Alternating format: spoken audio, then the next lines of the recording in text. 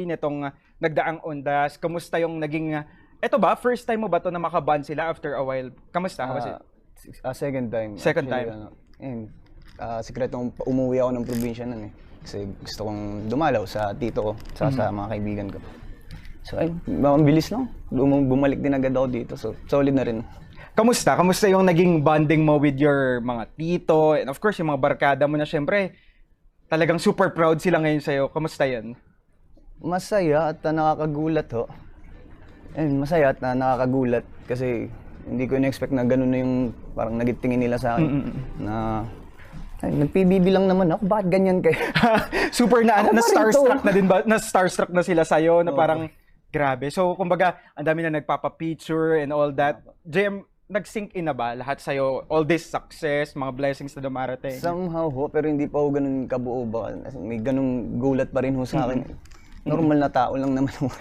May ganun ba rin? And we can really feel that talaga, no, na parang grabe, super humble. And syempre, before we talk about your PBB journey, we wanna get to know more of you, JM. Prior entering the PBB house, kumusta? Sino ba si JM? Ano yung, kumbaga, parang pinagkakaabalahan mo? Si JM noon before mag-PBB, maraming racket eh. I mean, nakafocus ako sa racket noon after ko mag-stop ng school. Kasi gusto kong kumita ng pera para sa pansarili kong gastos. More on judge, sa pageant, sa mga festival. Most of the time, sa carpooling ako noon, bago ako mag-PBB. At ayun, kung saan may pera, nandun yung JM noon. Galing. At a very young age, very determined ka talaga na parang, alam mo yun, magkaroon ng money to earn and to provide to your family. JM, saan ang gagaling yung ganong determination mo na parang kumbaga sobrang porsigido mo, sabi mo nga kung saan yung pera nandun si JM. Saan ang gagaling yan? Siguro sa sa estado ng buhay namin, siyempre, nung nawala yung kumbaga hindi na ganun yung buhay namin kumpara noon. So ayun, dun ko na feel yung eagerness na kailangan kong iangat ulit, kailangan kong bumalik sa ganun yung buhay namin. So para sa pamilya talaga, para sa pangarap, grabe. Pero if it's only for you to share your childhood, kamusta ba yung naging childhood ni JM? Ikaw ba yung tipong very, alam mo yun, enjoy ang life or focus sa studies, ganyan, kamusta? Childhood ni JM nun, ano lang, siguro 50-50. In-enjoy ko lang yung buhay at the same time dahil more on solo time ako nun. Medyo focus din naman ako sa pag-aaral nung kabataan ko pa. Oo. At ayun, enjoy life lang. Enjoy life, definitely. Balance And yes, eto naman, dumating na ang PBB kay JM. Papaano? Sino ba yung nag-inspire sa'yo na mag-audition? Or ikaw ba mismo, pinangarap mo na maging isang housemate ni Kuya? Siguro, masasabi hindi ko total pinangarap, Kumbaga, gaya nga nasabi kung nasan yung pera nandun si JM, yun yung purpose ko, ba't pumasok talaga ako ng PBB, ba't ako nag-audition ng PBB nun. At ayun, yun lang talaga eh. Galing. So kumbaga, bilang goal-driven ka nga talaga kung nasa ng pera nandun si JM, ano. And eto, I ask this question din sa mga former housemates din na dumaan dito sa Kapamilya Chat. Paano yung naging audition process ni JM? Ikaw ba yung tipo na pagdating sa audition, kumbaga confident ka sa sarili mo or natawa ka? Paano? Naalala ko ng audition ko, ayun, sobrang nahihiya ho talaga ako, sobrang dami nakatingin eh. Na halos nanginginig-nginig na ako pagsasalita at naalala ko rin, pinractice ko yung dalawang, pwede ba yun? Bini? Pinractice ko yung dalawang pantropy ko sa salamin nun. Pero hindi ko siya nagamit buong audition kaya halos interview lang. Hanggang dulo, puro interview lang po nakuha ko. So, kumbaga, pinaghandaan mo talaga yung audition na parang nag-practice ng mga sayaw na possible na pwedeng ipagawa for you talaga. Then, the time na nalaman mo na si JM Ibarra ay isa sa mga magiging official na housemate ni Big Brother, ano yung pumasok sa utak mo nung nabasa mo yan? Masaya literal na, what? Kaya man, nakapasok ako dito, hindi ko na-expect. Ano meron sa akin? Kasi mga ganun, halos hindi wala pa hong official na announcement. Mag-celebrate na ho agad ako. Ganun ho ka-excited. Wow. Naramdaman mo na agad yung excitement o nabasa mo pa lang. Then, first night sa loob ng bahay ni Kuya, upon entering the PBB house, ano yung naging reaksyon ni JM? Yung first night ko dun, yun yung di ko in-expect na maging iba yung dating sa akin ng bahay. Masyadong mabigat, masyadong dark ba? Kasi Yun nga, pumasok ako doon na may problem may family problem. So mas nangingibabaw sa akin yun, yung iniisip ko yung problema ko sa labas compare sa enjoy ko yung nasa loob. So, ay, mas lalo akong naging tahimik nun, yung mga first week ko nun, kaya iniisip ko I nun. see. And this is JM's perspective joining PBB, no, na kumbaga nadala mo yung mga baggages mo sa labas, sa loob ng bahay ni Kuya. Gaano kahirap for you yon considering na sobrang bago lahat ng nasa paligid mo? Mahirap, literal na mahirap. Nahirapan akong makihalubilo nung una sa iba. At halos sumabot na rin sa punto na naisipan ko ng first week pa lang, labas na kaya ako. Labas na ako, para mas okay na ako sa labas. Kasi mga ganun. Parang yung itatagal ko dito, kikita na ako ng pera sa labas. Yun yung tumatakbo sa utak ko nun, yung mga first week. Ganun So, kabigat. naisipan ni JM mag-quit sa PBB during the first weeks talaga. And sabi mo nga, medyo nahirapan ka, kumbaga, communicating with the other housemates. Sino yung mga unang tao na, kumbaga, nakapalagayan mo ng loob, nakakwentuhan mo, ganyan? Ang unang tao na na naging komportable agad ako nun, si Binsoy talaga. First week pa lang, na halos siya yung humihikit nung kakulitan ko. At siya din yung pumigil sa akin nung lumabas. Sa kanya ako nag-open ng time na yun. Gusto ko na ako lumabas. Parang mas gusto ko na magtrabaho sa labas kaysa nandito. Kasi pinaalala lang niya sa akin kung anong goal ko, ba't nandito ako. So, malaki pagpapahalaga ako dun. Totoo, grabe. Napakaganda rin ng kwento ng buhay ni Binsoy din talaga na naibahagi niya sa atin dito sa Kapamilya Chat. No? Pero nung time, eto JM, isa sa mga inaabangan ng ating mga kapamilya tuwing nomination, kung sino yung mga ino-nominate mo. Dahil kumbaga, isa ka nga sa parang, kumbaga, yung gameplay mo talagang very focused ka. Papaano? Let's talk about your gameplay naman. Ito ba pinlano mo agad to before ka po pumasok na, pagpasok, pag magna-nominate ako, ganito yung mindset ko, ganito yung gagawin ko. Papaano naman yung side na yan? Before ako mag-PBB nun, honestly, naisip ko na yun, na alam ko na magkakaroon ng maganda at solidong banding yung mga housemates sa loob kami. Yes, yes. So, nag-isip lang ako ng bagay na maaari kong maging rason sa nomination nang hindi sila nahusgahan ba. So, ang naisip ko lang, ibase sa katangian nila. Like, halimbawa, itong taong to, nakita ko ng matalino, magaling, madiskarte. So, kung nakita ko yun sa'yo, matik, may hirapan na ako sa'yo. So, Galing. sorry, mahal kita, pero Competition. 2 points sa'yo. Oo, we're still in the competition. So, yun yung mindset mo kapag ka naramdaman mo na parang may konting threat, may nararamdaman kang threat, focus and kailangan, kumbaga, game mode on talaga si JM pagdating sa nomination. And JM, ikaw yung isa sa mga housemates na pinaka-inabangan sa loob ng bahay ni Kuya. At syempre, kaakibat nun yung mga hating komento ng ating mga kapamilya. No? May magaganda, may hindi magaganda. Now, how do you handle kapag ka may mga hindi magagandang komento kang nakikita sa social media, let's say? Wala eh. Madalang din kasi ako, honest, madalang ako mag-social media. As in, kapag may free time lang. So, madalang din yun na nare-receive kong bad comments at good comments at the same time. So, wala. Kumbaga, nagfo-focus ka na lang sa life mo in general. Anong nasa harap ko na lang. Yes, rather than focusing kung ano yung mga sinasabi ng tao sa'yo. Ang mahalaga is alam mo kung sino ka at kung ano ka sa paligid. Yun ang Pero, mahalaga. yes, JM, ito, we posted sa ating social media ng kung ano ba yung mga message or questions nila for you. And I get this question a lot. And I'll ask your permission if it's only okay for you to answer. Let's talk about JM Jazz. Ang dami kong nababasa na komento na parang people are saying na nasa na si JM, sabi niya antayin siya ni Jazz kapag lumabas siya, ganyan-ganyan. But now, hindi namin sila nakikita together. Kamusta? Ano yung gusto mong sabihin sa side na yan? About doon? Hindi naman siguro lingid sa kaalaman ng iba na sa loob pa lang naman kasi nabanggit ko na kay Jazz, hindi lang kay Jazz. At sa ibang housemates na feeling ko hindi ako magiging ready paglabas ko. Lalo't higit sa lahat, hindi ko naman nakamtan yung ninanais ko dun sa bahay na mapabilang sa Big Four or maging big winner. So, ano pa rin, pumasok ako ng PBB na sarili yung kailangan ko unahin. And then, lumabas ako, yun pa rin yung nakita ko. Kailangan ko pa rin ayusin yung sarili ko. Kailangan ko munang iangat yung sarili ko bago ako pumasok sa isang relasyon. At sa amin ni Jess, nakapag-usap naman kami honestly. Naging malinaw sa amin lahat at parehas kami na gustong unahin yung sarili namin at friends kami. Goods. I mean, good term kami ni Jess.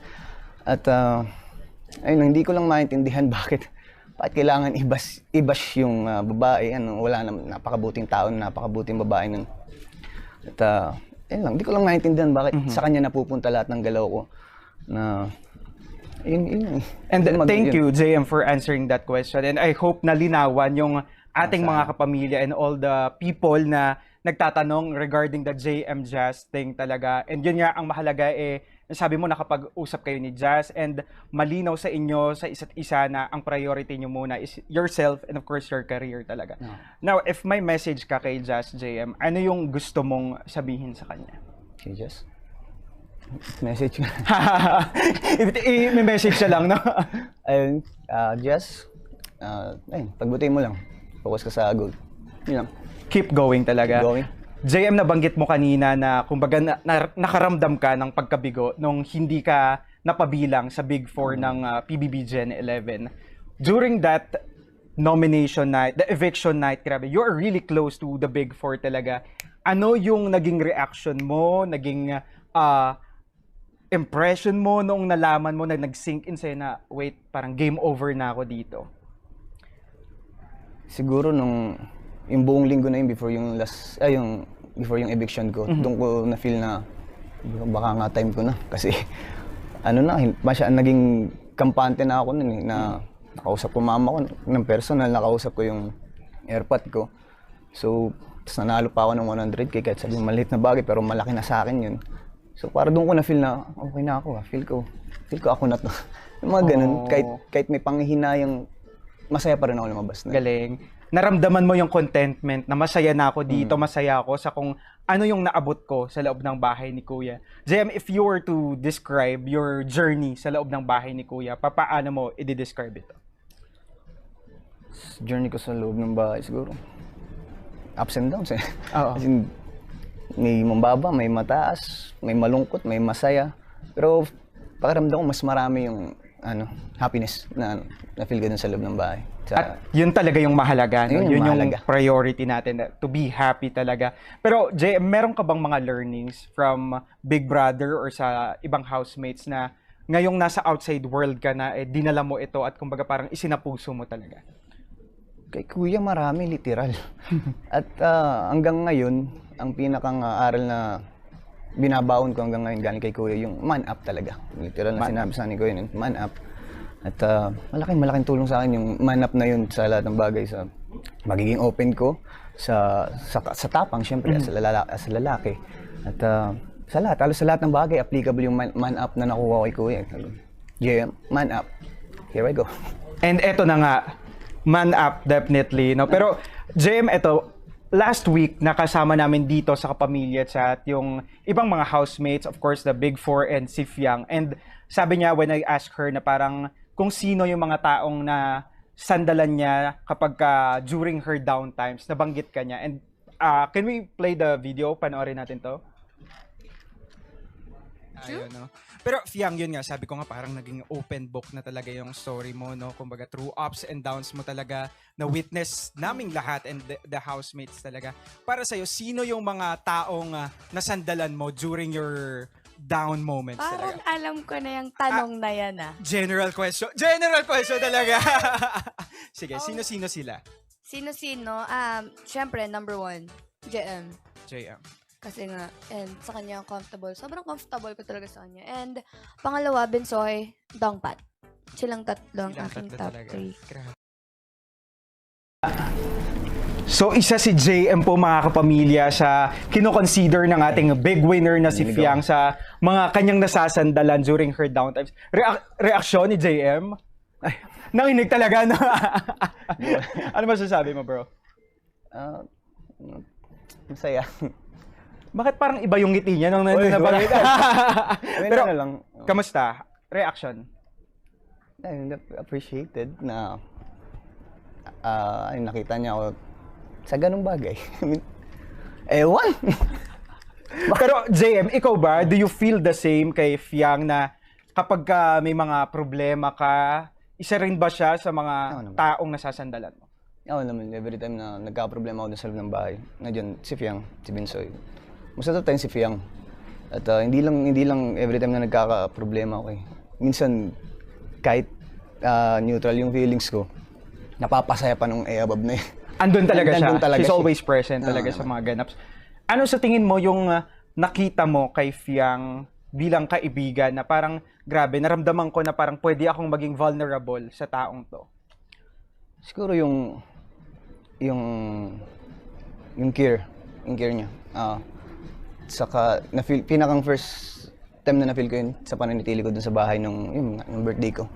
Hindi ko ina-expect na yun, sa dami ng kaibigan ko dun sa loob ng bahay, si Fiang pa yung makaisip na makaalala dun sa mama ko. At mismong birthday ko pa, so napakalaking bagay sa akin. Grabe, no? Mm. Ngayon, JM, na nandito na kayo sa outside world ni Fiang, kamusta yung friendship nyo? Yan pa rin. I mean, kung ano yung nasa loob. Masaya. And keep going pa rin talaga, di ba? Going. Grabe. Pero ito, JM, kanina nag-post nga kami sa social media ng mga questions at ilan to sa ating mga nakuhang katanungan. Let's start with this first question. Sabi ni I'm Aya. What was the one thing you miss doing the most from the outside world while you were inside the PBB house? Siguro, mag-phone lang. Ay, hindi rin pala. Gitara. Oo, Mag-gitara? Oo.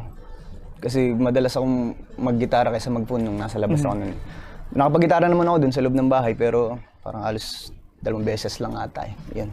And speaking of gitara, Jem, ikaw ba, do you see yourself na magkakaroon ng magre-release ng sariling kanta, magkakaroon ng album, ganyan?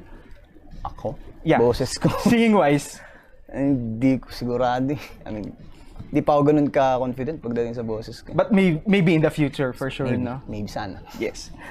Eto naman, susunod. Sabi ni Maria, do you agree with being called the best man? Why or why not? Kasi ito yung parang tawag nila sa'yo eh, no? JM, the best man, Ibarra talaga. Do you agree? Why or why not? Ewan din. Kasi yung best man na yun, nanggaling kay Fiang. Siya talaga yung makakasagot kung best man nga ba ako? Kung fit nga ba ako dun sa term na yun? Sa kanya yun eh. Siya nakadepende dun eh. Kasi sa kanya nanggaling yung best man na yun. So ako, sa akin, wala nang iba ko na yun eh.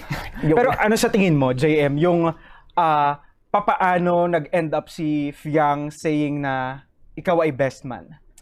Siguro kasi ako yung naging best friend niya dun sa loob ng bahay. At naging komportable siya sa akin. Hindi lang patungkol sa kanya, kundi patungkol din naman sa pamilya niya. At ayun, kaya ako nabanggit yung bagay na yun. Kasi nga, kumbaga parang kayo yung mga naging mag-best friend sa loob ng bahay. Ito, last question mula kay @Chenglai. You've always say mind over heart. Pero nagawa mo rin ba sa loob ng bahay ni Kuya gamitin yung heart over mind minsan? Oo.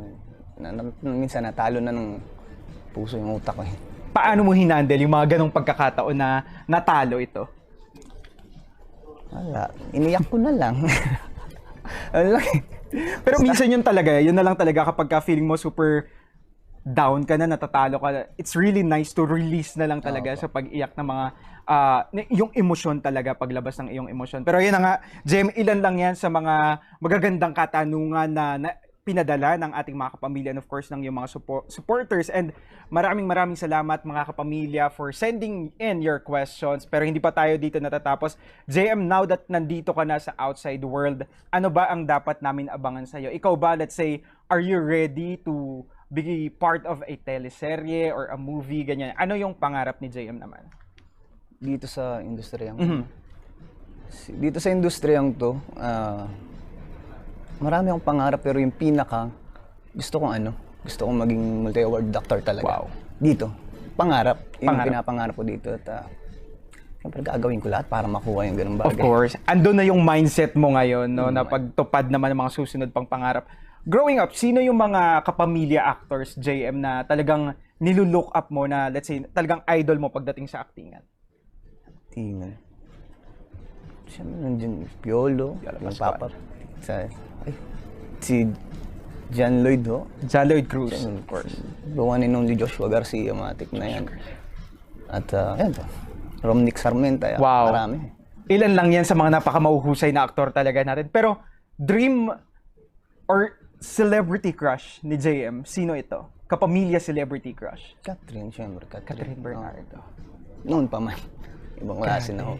Of course naman, very beautiful na dapat Opo. abangan din natin ang kanyang upcoming movie na malapit na nating mapanood, ang Hello Love Again, mga kapamilya. At syempre, naku mga kapamilya, hindi pa tayo dito natatapos, pero sa lahat ng ating mga kapamilya na nakatutok sa ating Facebook Live, kapamilya, lipat na kayo sa ating YouTube channel or sa ating website dahil mas makikilala pa natin si JM sa ating kapamilya chat first. So JM, ito naman, we will talk about your first times in life naman. Ito.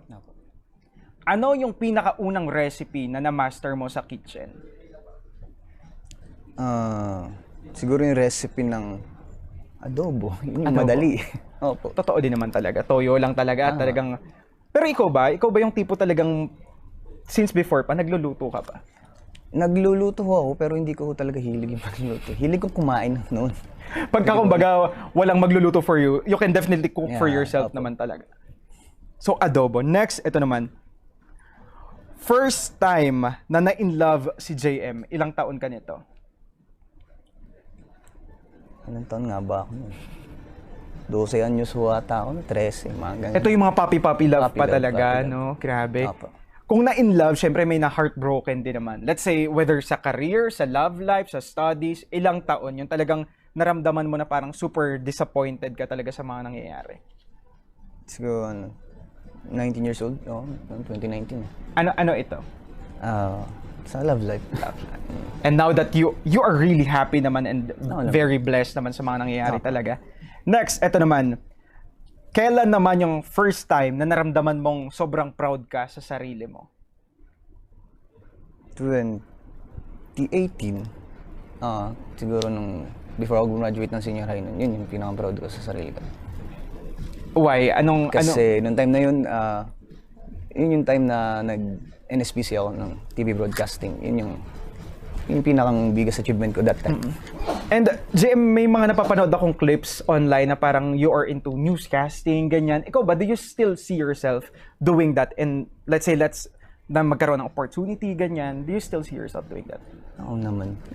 Pero kung nandun pa rin yun, yung skill ko na yun, hasain lang ulit. Oo, kailangan lang ulit hasain nga dahil para magbalik talaga ulit siya. No? Pero still andun yung pangarap. No? Next, ito naman. Ano naman yung first song sa playlist ni JM palagi? Na parang, alam mo yun, kahit anong mood mo, gusto mo papakinggan mo tong kantang to. Siguro, Creep by Radiohead. Bakit? Ano ang meron or ano ba may special ba sa song na yun? Simula, bata pa ako, Yun talaga? Pang music. Kahit masaya ako, Yun talaga? pinatugtog ko, nandun na yun eh. Next, ito naman. First thing na ginagawa ni JM pagkagising sa umaga. Phone. Mag-check ng Hanapin phone. ko na agad yung phone ko bago magmumug. Totoo din naman talaga. Next, ito naman. First out of town or out of the country. Ano or saan nagpunta si JM? First? Bata pa ako, Baguio. Baguio City. Oo. Nako, yan na nga. Last, of course, sino naman ang pinakaunang taong naiisip mo ngayon? Mama ko. JM, ano yung masasabi mong pangarap mo for your family? Ayun, bukod dun sa gusto mo maibalik yung buhay namin noon, gusto ko pang bigyan ng mas mataas pa ko dun. Gusto kong bigyan sila ng buhay na wala ko silang poproblemahin. Yun yung pangarap ko para sa kanila. And we are all claiming that, JM, no? Sana. Amen. Grabe. Ako yun na nga mga kapamilya. That wraps up our kapamilya chat first with JM. At syempre, ito naman ang ating final challenge. Tatawagin natin tong JM Rules. So JM, ito naman, bro, yung rules mo lang for yourself sa mga babanggitin ko. Simulan natin, ano ang rules mo pagdating sa pag-shopping? Ikaw ba yung tipong pagka gusto mo, bibilin agad? Or ikaw yung talagang pinag-iisipan muna? Paano? Shopping? Hindi ako pala shopping talaga. Siguro kapag nagsha-shopping ako, kung ano kailangan lang. Yun talaga. Si Very Alice practical talaga. Wala, kaysa gumastos pa eh. Kung ano lang ako kailangan. Ilalaan na lang sa mas kailangan pa talaga, Mismo. di ba? Opo. Next, ito naman. Pagdating naman sa pagbabudget, or pagdating sa pera, ano yung rules mo? Sa budgeting, may para sa akin, may para kay mama, at may para sa mga paggagastusan. I mean, iwaiwalay na, nakaseparate na agad. So kumbaga, pagka nagkaroon ka ng money talaga, inaalat mo talaga to dun sa mga priorities mo muna. JM, ikaw, ano para sa'yo yung nagpapasaya sa'yo ngayon? Sa akin ngayon, ipapasaya. Mhm. Ito po. I mean, itong opportunity na nasa harap ko ngayon, ito yung pinaka nagpapasaya sa akin ngayon. Opo. Dream come true, definitely for you talaga. Grabe. Next, ito naman, pagdating sa paglalaro or gaming, may rules. Do you play games ba? Mga online or video games? Ano ang rules mo for that? Every time na nag-video games, Ikaw ba yung tipong want to sawa maglaro? Okay. Kasi di ba minsan pag naglalaro tayo, ganun no? Hindi natin namamalayan, gabi na pala or ilang oras na pala. Ano yung rules mo doon? siguro kapag hilig lang din, hindi naman husawan to sawa. Oo. Kapag kalaro ko lang yung kapatid ko yan. Saka, yun po. Yon. Next, pagdating naman sa kaibigan, ano yung rules ni JM? Ikaw ba yung tipo na kailangan pareho kayo ng mindset, pareho kayo ng ginagawa sa buhay, ganyan? Papaano yung rules ni JM? Pagdating sa kaibigan, syempre mahalaga yung respeto. Bukod sa respeto, yung tiwala talaga. Respeto at tiwala. Pero ikaw, JM, if you were to describe yourself bilang isang kaibigan, paano maging isang kaibigan ang JM Ibarra? Ako, pagdating sa kaibigan, sobrang willing to help talaga ako. Laging open ako sa pagtulong.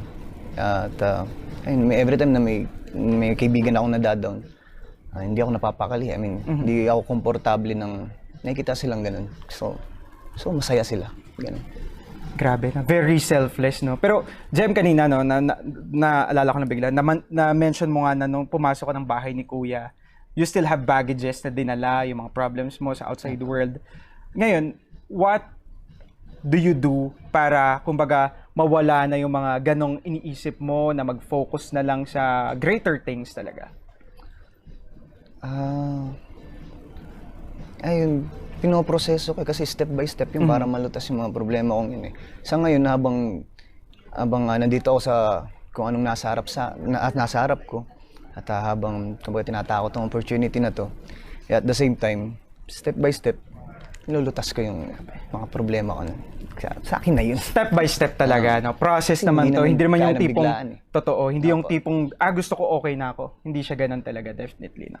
Next, ito naman, pagdating sa trabaho, JM, ano naman yung rules mo? Dating sa trabaho, work is work talaga eh. Grabe. Focus tayo dyan. Pera yun. Priorities pa rin talaga, di ba? Opo. Next, pagdating naman sa curfew. Ikaw ba, may curfew ka for yourself? Wala ako kasi hindi naman ako palalabas na tao eh. Mas gusto kong nakahiga lang. Nasa bahay lang talaga, di ba? Last, ito, syempre, pagdating sa relasyon, ano yung rules ni JM? Wala man. Pagdating sa relasyon, ang rules ko, loyalty syempre. So, Loyalty. contentment. Paano i-describe ni JM yung sarili niya when he's in love? Baliw. Delikado tayo dun. Ano yung pinaka hindi mo malilimutang ginawa mo for a girl? Na yung kumbaga best effort na ginawa mo? Sa babae. Pwede ba yun? Siguro ano na lang. Yung next question. And we'll respect that, JM. No? Kaya na nga dyan nagtatapos ang ating JM Rules. Of course, palakpakan natin si JM. JM, thank you so much for being game na game sa ating mga katanungan. And thank you for clearing the air talaga. Grabe. Thank you po. Before we end, JM, ano yung message mo sa napakaraming naniniwala sa talento na meron ka and of course sa'yo? Message to all your supporters. Ayun, sa lahat ng sumuporta sa akin at patuloy na sumusuporta sa akin, maraming salamat po sa inyo at sana hindi ho kayo magbago. At suportahan nyo pa rin ho ako sa kung anong tahakin ko po ngayon. At enjoy lang. Huwag nyo stressin yung sarili nyo, enjoy lang. Unahin nyo ho yung sa kalusugan nyo syempre. Maraming salamat. Love you all. Ayan na nga. Siyempre, JM, invite mo rin sila na i-follow ka nila sa iyong mga social media accounts at saan ka ba nila mapapanood pa, mga upcoming shows, ganaps. Go ahead. At ayun, follow niyo po ako sa social media accounts ko po. At IG, Facebook lang naman. Sa IG at TikTok, GMD Ibarra po yung username ko. At sa Facebook, JM Ibarra, yung page ko po. At ano mga abangan. Manood ho kayo ng ASAP, linggo-linggo. Linggo po. Oy, wow. Ayan na nga. So, Manood lang ho kayo. abangan natin, no? Malay natin, mapanood natin si Malay JM po natin. one of these days sa ASAP. So, yon for now. JM, maraming salamat Thank you po, again. thank you po. And sa lahat ng mga supporters mo na tumutok sa atin dito sa Kapamilya Chat, sa lahat ng nag-abang, nag-request na ikaw ay makasama namin dito. Maraming salamat sa lahat na nagpa-turn. Thank you guys so much. Muli, ako po si Jerry Maya at nakasama natin live. We have JM Ibarra. See you guys next time only here on Kapamilya.